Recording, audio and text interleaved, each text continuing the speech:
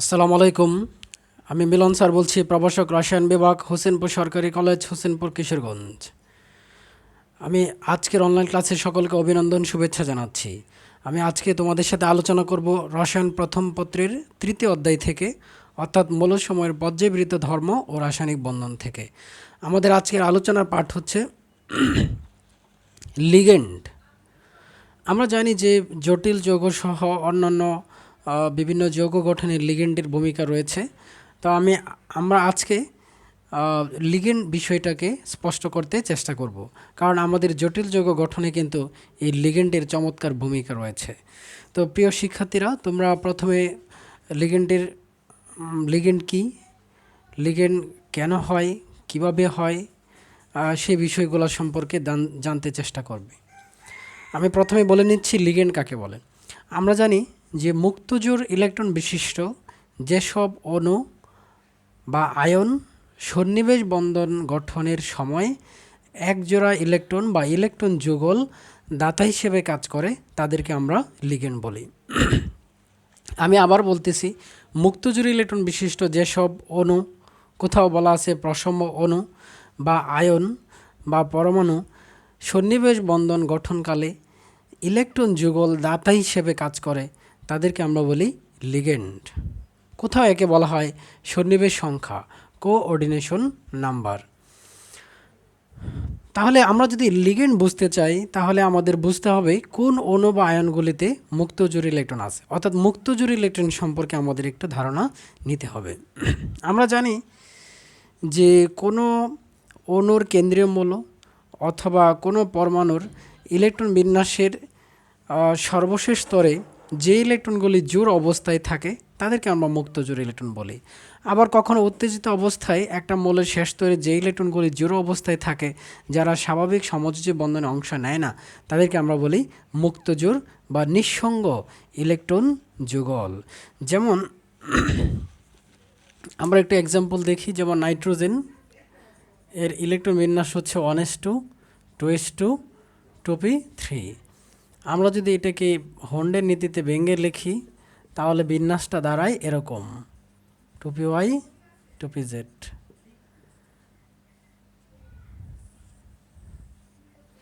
এখন আমরা যদি নাইট্রোজেনকে উত্তেজিত করি তাহলে কি হবে? আমরা জানি কোনো মৌলকে উত্তেজিত করলে বা তাপ প্রয়োগ করলে সর্বশেষ স্তরে যদি কোনো ফাঁকা অরবিটাল থাকে, তাহলে কিন্তু যেখানে একই স্তরে যেখানে ইলেকট্রন ঘনত্ব বেশি আছে, সেখান থেকে ইলেকট্রন ওই ফাঁকা অরবিটালে স্থানান্তরিত হয়। যেহেতু নাইট্রোজেনের শেষ স্তরে অর্থাৎ দ্বিতীয় স্তরে আর কোনো ফাঁকা অরবিটাল নাই, আমরা জানি দ্বিতীয় স্তরে 2s এবং 2p দুইটা অরবিটালের অস্তিত্ব আছে। 2d নামে কোনো অরবিটাল নাই। কি বলো প্রিয় শিক্ষার্থীরা, 2d কি অস্তিত্ব আছে? নিশ্চয়ই আমরা জানি 2d কিন্তু অসম্ভব বা বেসম্ভব। যেহেতু দ্বিতীয় স্তরে 2d অরবিটালের অস্তিত্ব নেই, সুতরাং আমরা যদি এই নাইট্রোজেনকে উত্তেজিত করি বা এক্সাইটেড করি, তাহলে কিন্তু তার একই স্তর অর্থাৎ 2s এর মধ্যে যে দুইটা ইলেকট্রন ছিল, সেখান থেকে ইলেকট্রন সরানো সম্ভব হবে না। অর্থাৎ তাকে যদি আমরা তাপ দিই, উত্তেজিত করি, তাহলেও কিন্তু বিন্যাসটা এরকমই থেকে যাচ্ছে। তাহলে উত্তেজিত অবস্থায় একটা মৌলের শেষ স্তরে যে ইলেকট্রনগুলি বেজোড় থাকে, এই যে বেজোড়, এদেরকে আমরা বলি বন্ডিং ইলেকট্রন। অর্থাৎ নাইট্রোজেনের মধ্যে 3টি বন্ডিং ইলেকট্রন থাকায় সে 3টি সমযোজী বন্ধনে অংশ নিতে পারে। বাট তার শেষ স্তরে একজোড়া ইলেকট্রন কি জোড় অবস্থায় আছে। তো শেষ স্তরে যে ইলেকট্রনগুলি জোড় অবস্থায় থাকে তাদেরকে আমরা বলি মুক্তজোড় ইলেকট্রন বা নিঃসঙ্গ ইলেকট্রন যুগল, যারা কিন্তু স্বাভাবিক সমযোজী বন্ধনে অংশ নেয় না, তবে তারা পরবর্তীতে সন্নিবেশ বন্ধনে অংশ নিতে পারে। তাহলে আমরা দেখলাম এক্সাইটেড অবস্থায় নাইট্রোজেনের শেষ স্তরে জোড় অবস্থায় একজোড়া ইলেকট্রন আছে, সুতরাং নাইট্রোজেনের মুক্তজোড় ইলেকট্রন সংখ্যা হচ্ছে একজোড়া বা এক যুগল। ঠিক একইভাবে আমরা যদি অক্সিজেনের ইলেকট্রন বিন্যাস করি, তাহলে আমরা দেখি 1s2, 2s2, 2p4, যাকে হন্ডের নীতিতে ভেঙে লেখলে দেখা যায় 1s2, 2s2, 2px, 2py, 2pz। তোমরা জানো এই যে 2pxyz এরা হচ্ছে সমশক্তির অরবিটাল। হন্ডের নীতি অনুসারে এইগুলোতে প্রথমে একটি করে ইলেকট্রন প্রবেশ করবে, তারপরে কি ইলেকট্রন যদি থাকে তাহলে আবার একটি করে প্রবেশ করবে, যারা পরস্পর বিপরীতমুখী স্পিনে প্রবেশ করবে। অর্থাৎ এই অরবিটালগুলি সমশক্তির হয়। যেমন এখানে 4টে ইলেকট্রন ছিল, প্রথমে আমরা একটা করে ইলেকট্রন দিচ্ছি যারা একমুখী স্পিনে প্রবেশ করলো। আরেকটা ইলেকট্রন থাকায় সেটা পরবর্তীতে বিপরীতমুখী স্পিনে প্রবেশ করবে। যেমন প্রিয় শিক্ষার্থীরা, আমি তোমাদেরকে বলছিলাম যেমন ক্লাসের মধ্যে একটা অনুষ্ঠান শেষে দুইজন ভলান্টিয়ারকে দায়িত্ব দেওয়া হলো যে সবাইকে মিষ্টি দেওয়ার জন্য, মিষ্টি বিতরণ করার জন্য, এবং বলে দেওয়া হয়েছে, সাজেস্ট করা হয়েছে যে সবাইকে একটি করে মিষ্টি দিবা। যদি মিষ্টি বাড়ে তাহলে শুরু থেকে আবার একটা করে দেওয়া যাবে। এখন তুমি মিষ্টি দিতেছ, হঠাৎ করে তোমার পরিচিত বন্ধু বা বিশেষ কাউকে পায় একসাথে 2টা মিষ্টি দিয়ে দিলা বা 3টা মিষ্টি দিয়ে দিলা, তাহলে কি তুমি ইনস্ট্রাকশন ফলো করলা? না, অর্থাৎ তুমি কিন্তু হুন্ডকে অনুসরণ করো নাই। যদি এমনটা হয়তো সবাইকে প্রথমে একটা করে দিয়ে বাড়ার পর আবার একটা করে দিতে শুরু করতো, তাহলে কিন্তু তুমি কেবল হুন্ডকে সমর্থন করতাম। যাই হোক, তাহলে প্রথমে একটা করে ইলেকট্রন দিলাম, পরে আবার একটা করে দিলাম। এখন দেখা যাচ্ছে তার শেষ স্তরটা হচ্ছে এটা। এখন আমরা যদি অক্সিজেনকে এক্সাইটেড করি বা উত্তেজিত করি, তাহলে কিন্তু শেষ স্তর থেকে কোনো অরবিটালে ইলেকট্রন স্থানান্তর সম্ভব না, কারণ তার শেষ স্তরে কোনো ফাঁকা অরবিটাল নাই। তো ফাঁকা অরবিটাল না থাকায় 2s এবং 2px-এ কিন্তু 2টা করে ইলেকট্রন আছে, বা 2py 2pz ইলেকট্রন একটি করে আছে। তা সঙ্গত কারণেই এগুলোতে ইলেকট্রন ঘনত্ব বেশি, কিন্তু উত্তেজিত করার পরে এই জায়গা থেকে ইলেকট্রন স্থানান্তর হচ্ছে না, কারণ এখানে কোনো ফাঁকা অরবিটাল নাই। ইলেকট্রন স্থানান্তরিত হওয়ার পরে যদি কোনো ফাঁকা অরবিটাল থাকে, তাহলে কেবল ওই জায়গা থেকে ইলেকট্রন স্থানান্তরিত হতে পারে। যেহেতু এখানেও কোনো ফাঁকা অরবিটাল নাই, তার মানে উত্তেজিত অবস্থায় অক্সিজেনের শেষ স্তরে বিন্যাসটা এরকমই থাকে। তাহলে আমরা কি দেখলাম? উত্তেজিত অবস্থায় অক্সিজেনের শেষ স্তরে বেজোড় অবস্থায় 2টি ইলেকট্রন আছে, অর্থাৎ এদেরকে আমরা বলি বন্ডিং ইলেকট্রন। এজন্য অক্সিজেনের পক্ষে 2টি সমযোজী বন্ধন করা সম্ভব হয়। কিন্তু উত্তেজিত অবস্থায় তার শেষ স্তরে জোড় অবস্থায় আমরা দেখতেছি 2 জোড়া ইলেকট্রন রয়েছে। এজন্য অক্সিজেনের মধ্যে মুক্ত জোড় বা নিঃসঙ্গ ইলেকট্রন যুগল বা লোন পেয়ার ইলেকট্রন 2 জোড়া থাকে।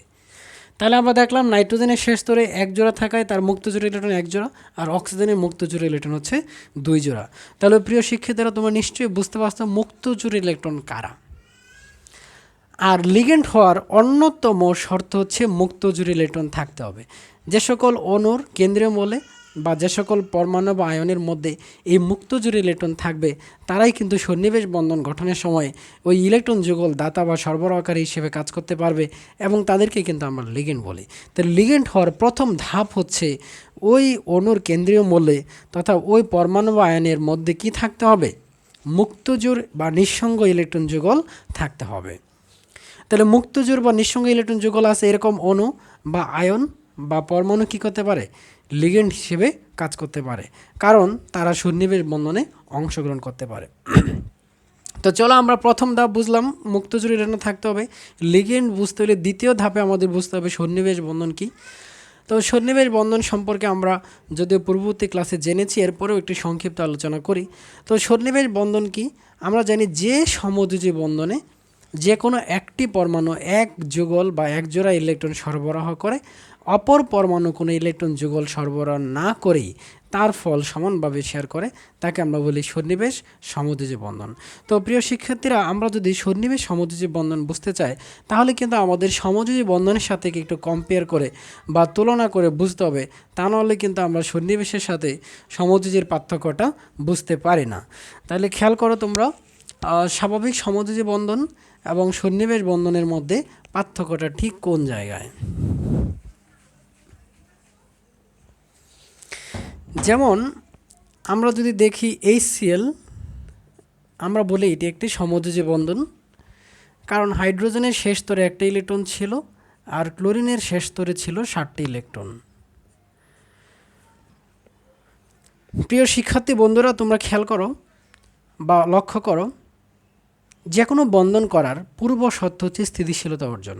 আমরা সামাজিকভাবে যেসব বন্ধন দেখি, ওই বন্ধনগুলো করার কিন্তু মূল উদ্দেশ্য হচ্ছে স্থিতিশীলতা অর্জন, পারিবারিক সামাজিক স্থিতিশীলতা অর্জন। তো ঠিক একইভাবে আমাদের রসায়নে যে বন্ধনগুলো গড়ে ওঠে, সেখানেও কিন্তু এই স্থিতিশীল হওয়ার বা স্বস্তি পাওয়ার প্রবণতা থেকে কিন্তু এই বন্ধনগুলোর সৃষ্টি। আর এই স্বস্তি অর্জন হয় আমাদের রাসায়নিক ক্ষেত্রে যদি আমরা চিন্তা করি, তাহলে অষ্টক পূরণের মধ্য দিয়েই একটা বন্ধনের স্থিতিশীলতা অর্জিত হয়। এজন্য বন্ধন করার পূর্ব শর্ত হচ্ছে অষ্টক পূরণ বা স্থিতিশীল ইলেকট্রন বিন্যাস অর্জন। সেই অষ্টক পূরণটা যদি ইলেকট্রন দান গ্রহণের মাধ্যমে হয়, তখন তাকে আমরা বলি আয়নিক বন্ধন। যদি শেয়ারের মাধ্যমে হয়, তাকে আমরা বলি সমযোজী বন্ধন। যেমন এখানে হাইড্রোজেনের শেষ স্তরে একটা ইলেকট্রন আছে, হাইড্রোজেন যদি তার ইলেকট্রনটা ক্লোরিনকে দান করে দেয়, তাহলে কিন্তু হাইড্রোজেনের কাছে কোনো ইলেকট্রনই থাকে না, সুতরাং তার অষ্টক হওয়ার কোনো সুযোগ থাকে না ইলেকট্রন দানের মাধ্যমে। সুতরাং হাইড্রোজেনের পক্ষে আয়নিক বন্ধন করার স্বপ্ন কিন্তু এখন দুঃস্বপ্ন। আবার ক্লোরিন যদি একটা ইলেকট্রন দান করে দেয়, তাহলে কিন্তু তার অষ্টক পূরণ হয় না। তবে ক্লোরিন যদি হাইড্রোজেন থেকে একটা ইলেকট্রন গ্রহণ করে তাহলে কিন্তু তার শেষ স্তরে 7টা আছে, আর একটা গ্রহণ করলে তার 8টা পূরণ হয়, তার গ্রহণ করলে পূরণ হয়। কিন্তু বন্ধনের শর্ত হচ্ছে বন্ধনে যে দুইটা মৌল থাকবে উভয়েরই কী করতে হবে, অষ্টক পূরণ হতে হবে। যে একজনের পুষ মাস আরেকজনের সর্বনাশ এরকম হইলে হবে না, উভয়েরই কী হইতে হবে, অষ্টক পূরণ হইতে হবে। তাহলে দেখা গেলো ইলেকট্রন দান গ্রহণের মাধ্যমে এখানে উভয়ের অষ্টক পূরণ সম্ভব হচ্ছে না, সঙ্গত কারণেই এই দুইটা মৌলের মধ্যে আয়নিক বন্ধন হচ্ছে না। যেহেতু দান গ্রহণ সম্ভব না, এখন আমরা আসি সরবরাহের কাজে।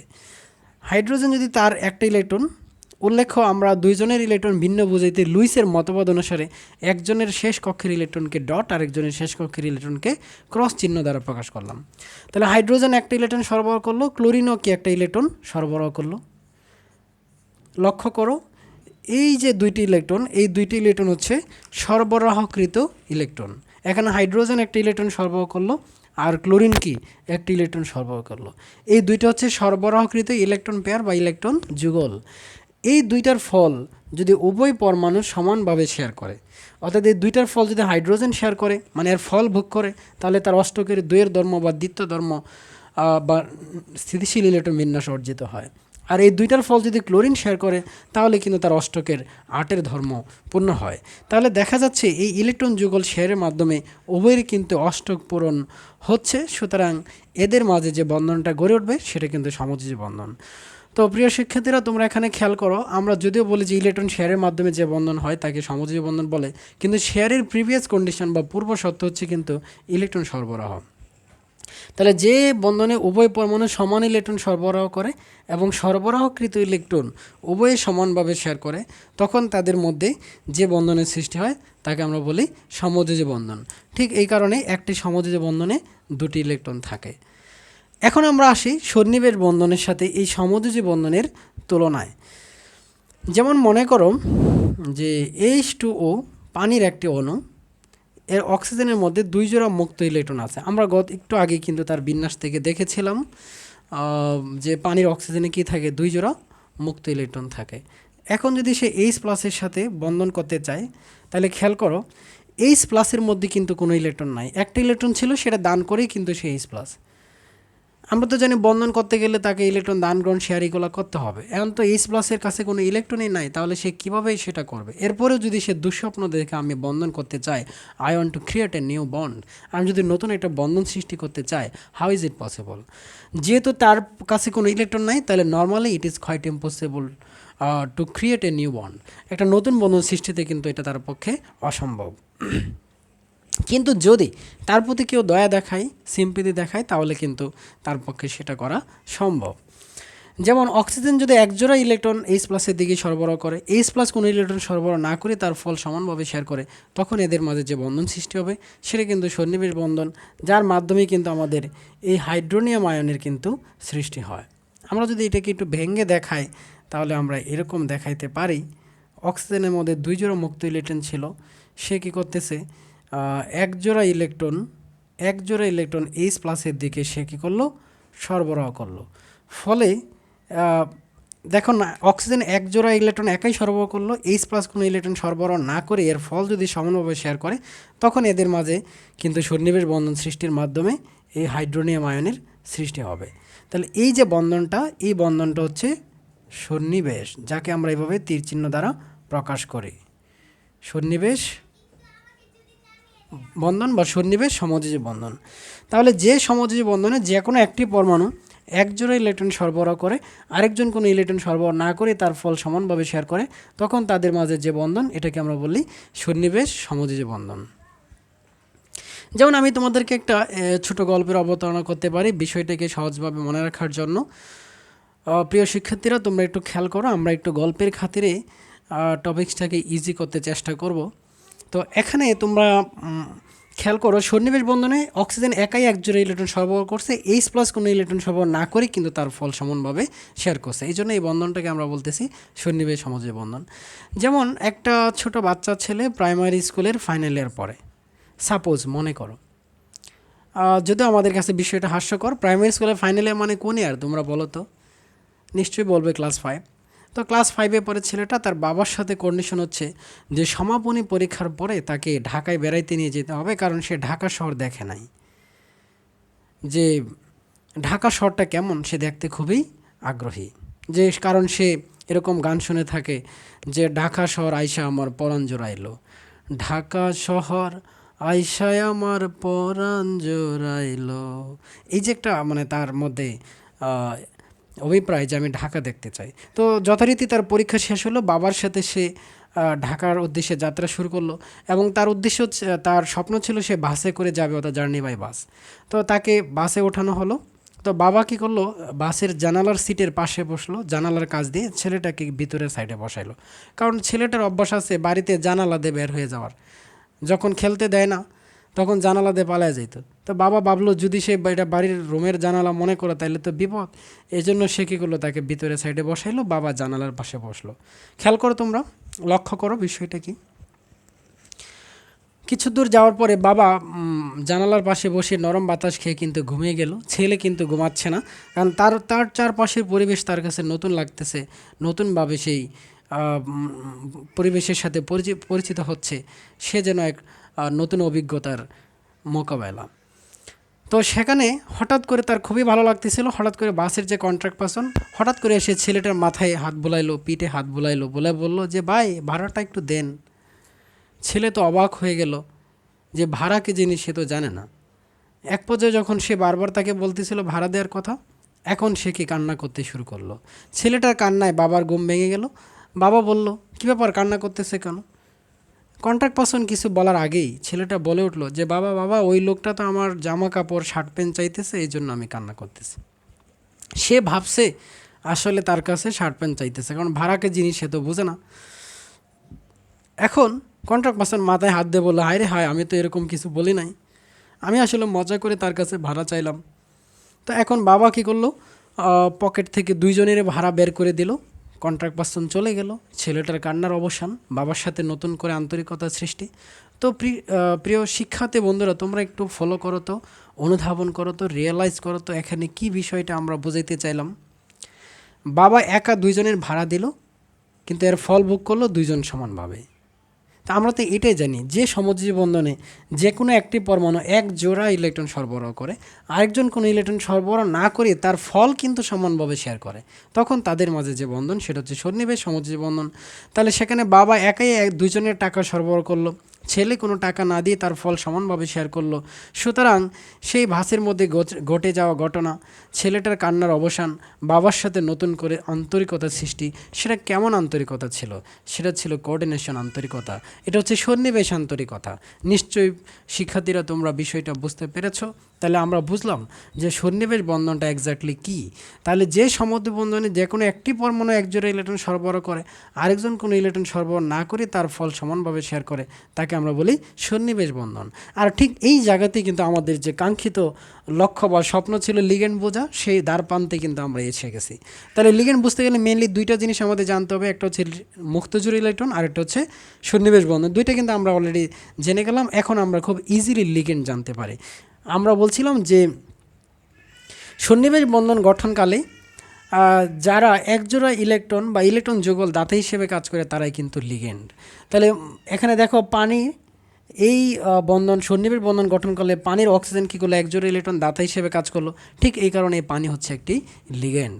তাহলে সন্নিবেশ বন্ধন গঠনকালে যারা ইলেকট্রন যুগল দাতা হিসেবে কাজ করে তাদেরকে আমরা কি বলবো, লিগেন্ড। সুতরাং আমরা বলতে পারি water is a best ligand, পানি হচ্ছে একটা উৎকৃষ্ট ligand. At the same way ammonia is the best ligand, কারণ অ্যামোনিয়া নাইট্রোজেনের মধ্যেও কি মুক্তজোড় ইলেকট্রন আছে, সুতরাং সেও কী করতে পারে, লিগেন্ড হিসেবে কাজ করতে পারে। এখন আমরা দেখব যে জটিল যৌগ গঠনে এই লিগেন্ডের ভূমিকা কী। তোমরা খেয়াল করো, জটিল যৌগের যে গঠন, সাপোজ আমরা যদি এরকম একটা জটিল যৌগের গঠন খেয়াল করি, ট্যাটামিন কপার সালফেট, এটা একটা জটিল যৌগ। তো এই জটিল যৌগের মধ্যে তোমরা একটু খেয়াল করো, আমরা তো জানি যে জটিল যৌগের কেন্দ্রীয় মৌলের আয়নটা আমাদের জানতে হবে, কারণ সেখানে লিগেন্ডগুলি যুক্ত। তো জটিল যৌগের কেন্দ্রীয় মৌলের সাথে যারা সন্নিবেশ বন্ধনের মাধ্যমে যুক্ত তারাই কিন্তু লিগেন্ড, যাদেরকে আমরা প্রথম বন্ধনীতে দেখাই, এটাই লিগেন্ড সংখ্যা বা সন্নিবেশ সংখ্যা। তাহলে এখানে যদি আমরা একটু চার্জ হিসাব করি, কপারের চার্জ ধরলাম এক্স, অ্যামোনিয়ার 0 × 4, তারপর হচ্ছে -2, সালফেটের জন্য -2 = 0।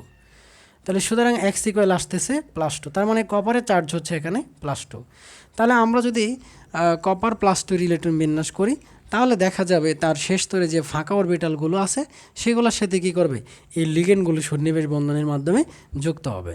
তাহলে কপার 2+ যে ফাঁকা অরবিটালগুলো সেগুলোর মধ্যে কিন্তু ওই 4টি অ্যামোনিয়ার লিগেন্ড তার মুক্তজোড় ইলেকট্রনগুলি কী করবে, সন্নিবেশ বন্ধনের মাধ্যমে দান করবে। আমরা বন্ধনটা নাইট্রোজেনের সাথে বোঝাইতে এটাকে H3 লিখলাম, খেয়াল করো। এই আমরা ইচ্ছে করলে এই সবটুকুর চার্জ এখানে +2 না দিয়ে এখানে দিতে পারে, তার সাথে কিন্তু এই সালফেট আয়নটা আয়নিক বন্ধনের মাধ্যমে যুক্ত। তাহলে তোমরা খেয়াল করো যে এখানে এই জটিল যৌগের কেন্দ্রীয় মূল্য হচ্ছে কপার, যার জটিল আয়ন ছিল, যার কেন্দ্রীয় ধাতুর আয়ন ছিল কপার 2+। এই কপার 2+ এর মধ্যে যে ফাঁকা অরবিটালগুলি ছিল সেগুলির মধ্যে কিন্তু 4টা অ্যামোনিয়ার লিগেন্ড তাদের মুক্তজোড় ইলেকট্রনের সাহায্যে কিন্তু সন্নিবেশ বন্ধন গঠন করলো। তাহলে কপারের যে যে ফাঁকা অরবিটাল সেগুলোর সাথেই কিন্তু নাইট্রোজেনের মুক্তজোড় ইলেকট্রনগুলি কী করছে, সন্নিবেশ বন্ধন করছে। অর্থাৎ নাইট্রোজেন একাই একজোড়া ইলেকট্রন সরবরাহ করছে, কপার কোনো ইলেকট্রন না দিয়ে কিন্তু তার ফল শেয়ার করছে। সুতরাং এখানে কিন্তু অ্যামোনিয়াগুলি লিগেন্ড হিসেবে কাজ করলো। তাহলে আমরা দেখলাম যে জটিল যৌগের গঠনে কি এই লিগেন্ড ভূমিকা রাখতে পারে। এখন আমরা আসি লিগেন্ডের প্রকারভেদ নিয়ে। প্রিয় শিক্ষার্থীরা তোমরা একটু খেয়াল করো, বুঝতে চেষ্টা করো যে লিগেন্ডের প্রকারভেদ কি। যেসব লিগেন্ড একটি মাত্র সন্নিবেশ বন্ধন গঠন করতে পারে, অর্থাৎ এক যুগল ইলেকট্রন সরবরাহ করতে পারে, তাদেরকে আমরা বলি একদ্বন্দ্বী লিগেন্ড। যেমন দেখো অ্যামোনিয়া কিন্তু এখানে এক জোড়া ইলেকট্রন সরবরাহ করছে, এই জন্য অ্যামোনিয়া হচ্ছে একদ্বন্দ্বী লিগেন্ড। আর যে লিগেন্ডগুলি একাই 2 জোড়া ইলেকট্রন সরবরাহ করতে পারে তাদেরকে আমরা বলি দ্বিদ্বন্দ্বী লিগেন্ড।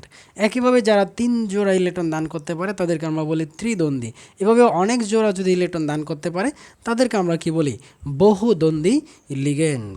সাপোজ আমরা এরকম লিগেন্ড দেখে থাকি ইথিলিন ডাইএমিন।